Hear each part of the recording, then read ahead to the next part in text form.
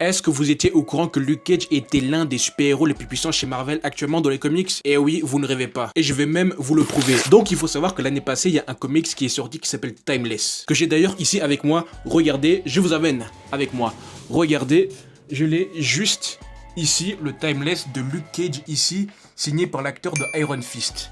Mais là, repassons à notre histoire. Donc il faut savoir que ce Luke Cage vient du futur. Et c'est le seul super-héros vivant. On ne sait pas le pourquoi du comment c'est arrivé, pourquoi c'est le seul, mais ce n'est pas tout. Mais ce Luke Cage possède les pouvoirs de Sentry, de Hulk et de Iron Fist. Ce n'est pas tout. La Terre est sous le contrôle d'un dictateur qui est le dieu Khonshu et qui a comme avatar Danny Rand aka Iron Fist. Donc il faut savoir que dans le comics, bien évidemment, comme Luke Cage c'est le gentil, il finit par battre le dieu Khonshu. Et même brièvement, avant avoir battu Khonshu, il voit son ami et il se rappelle de beaux moments. Et franchement, même cette panel où Luke Cage donne le coup de poing le plus puissant qu'il a donné est plutôt pas mal. Mais tellement que ce coup était si puissant que ça a emmené Luke Cage dans le présent des comics Marvel. Et comme par hasard, il est arrivé au même moment que les funérailles de Danny Rand parce que Danny Rand est mort dans la continuité. Et je suis très intrigué de ce que ce Luke Cage va amener dans l'univers 616, dans l'ère actuelle des comics Marvel, parce que il faut savoir que le comics Timeless que je vous ai parlé juste avant nous teasait déjà quelques événements futurs dans l'univers Marvel, comme par exemple Doom en Sorcier Suprême nous était teasé déjà un an avant, comme Blood Hunt et plein d'autres événements. Et actuellement, Luke Cage fait son petit bout de chemin dans sa propre mini-série où il y a déjà 3-4 numéros actuellement qui sont cool sans plus, donc ça serait vraiment intéressant de voir quelle valeur ajoutée va donner ce Luke Cage là. Il a de gros secrets sur cet avenir, donc je pense que ça serait cool de le voir interagir avec les super-héros de l'univers principal, de la continuité principale, pour empêcher que cet univers voit le jour, parce que franchement,